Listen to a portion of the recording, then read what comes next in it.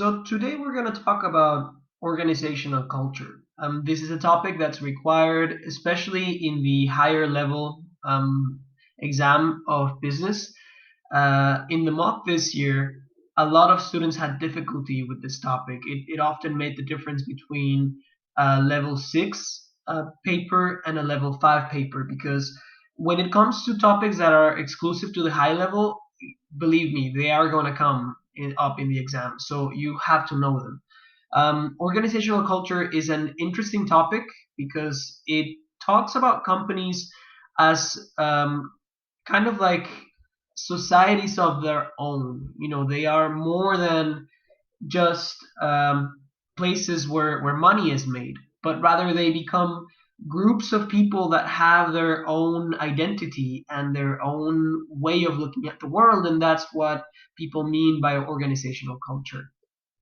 Brevemente, la cultura organizacional es un tema de higher level en el examen de business. Es muy importante que lo veamos y suele ser un tema que algunas personas confunden. Entonces es importante aclarar a qué nos referimos por cultura organizacional. So let's begin with a little thinking exercise.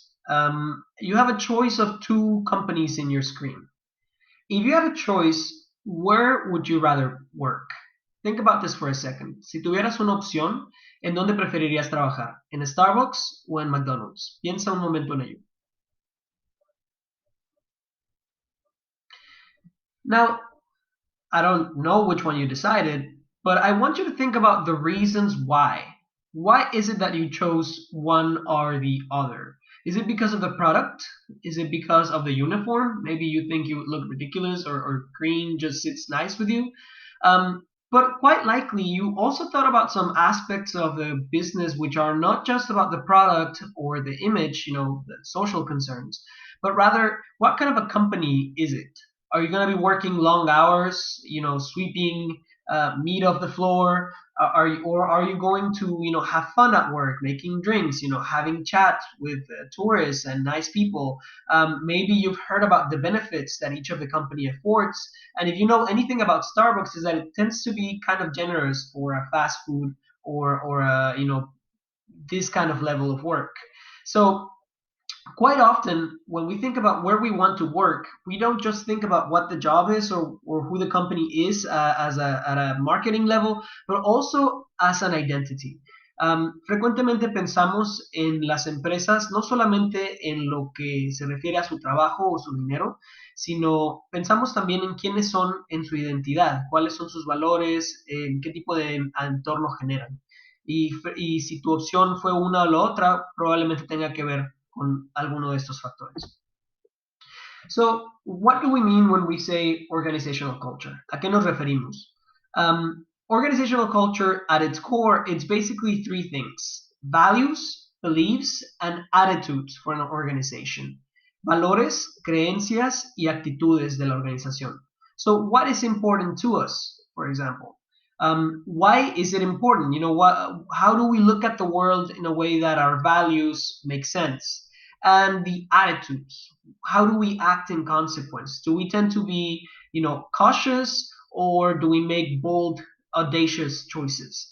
Do we tend to be recklessly competitive, or do we enjoy sharing, the market and have an open, kind of generous environment? This will be very different from one company to another. Las creencias, actitudes y valores de una empresa variarán mucho dependiendo de cómo es que observan el mundo. And organizational culture is often reflected in certain things that are evident about the company. When you read a case study, for example, you want to look at one of these things. One of them is the ethical record of a company, el pasado ético de la empresa, es decir, cómo se ha comportado cuando ha tenido retos. Things like, for example, when a company makes a mistake that pollutes the environment, or when it has to make a choice between its people and its bottom line, the money that it makes. Does it make the right call in terms of ethics or a system of ethical values? Strategic priorities. Do we prioritize, a certain product? Do we sacrifice it even if it means like letting people's expectations down, or do we prioritize money more than anything? The treatment of stakeholders. How do we treat our clients? How do we treat our employees? How do we treat the societies that host us? And leadership styles. Is this a democratic place, or is it a more hierarchical, vertical place to work? Is this a place where we all are listened to, or is this a place where only one person gets to make choices? These things that, as they appear evident for a company, they become part of its organizational culture. Estos cuatro elementos que vemos aquí, la memoria ética de la empresa, las decisiones que ha tomado, las prioridades estratégicas, qué es más importante a la hora de hacer decisiones a nivel alto, el trato que se le da a los grupos de interés y los estilos de liderazgo en la empresa. Son formas en las que podemos reconocer la cultura de una compañía. Let me give you some more concrete examples. For example, one way that we can tell the culture of a company is through mission and vision statements or statements of values. For a long, long time, Google had an informal slogan, which was "Don't be evil." Whatever you do, just don't be evil. This was the company's informal slogan throughout most of the 2000s. They were known for developing a lot of very wacky stuff, like artificial intelligence, or robots, and research into tools to do a lot of crazy stuff with the internet. And they only had one rule: don't be evil. Whatever you do, don't do evil stuff. And so this was seen as part of Google's values. This was part of their culture, that whatever we do, we try not to harm people. We don't charge them money in ways that are going to basically cripple their access to the world's information. Another aspects could be the decisions by leaders. For example, in 2000, I think 15, Apple was asked by the FBI to decrypt an iPhone, because this iPhone happened to belong to a terrorist attacker in San Bernardino, California. However, when the FBI came to Apple with a request, Apple said no. They said, we're not going to open a customer's phone because we don't do that. That's not part of who we are. We are a company that respects our customers' privacy above everything else. And if you have accusations that they have done something, we're not going to give you the code for our phones so that you can just go into everyone's business. If you want to crack open this person's phone, I'm sure you can find hackers that can do that. But we are not going to give you the access to the source code of the phone so that you can do all kinds of spying as the US government. This decision by Apple was heavily criticized by security experts, but it was seen by business leaders as a guarantee that as a company, Apple values its customers beyond everything else. Another element of culture is the way that companies treat employees, and that they respond to social and environmental crises.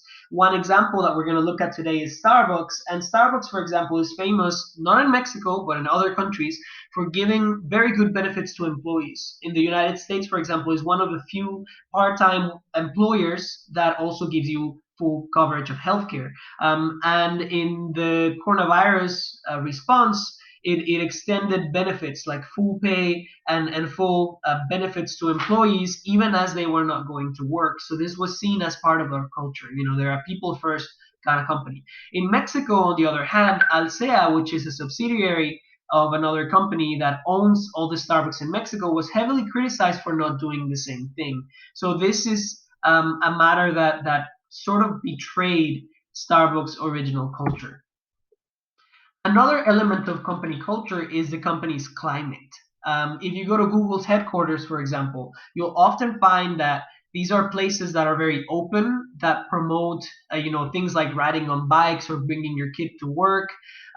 They are kind of like open spaces that seem to prioritize creativity over, being a slave to your desk all the time.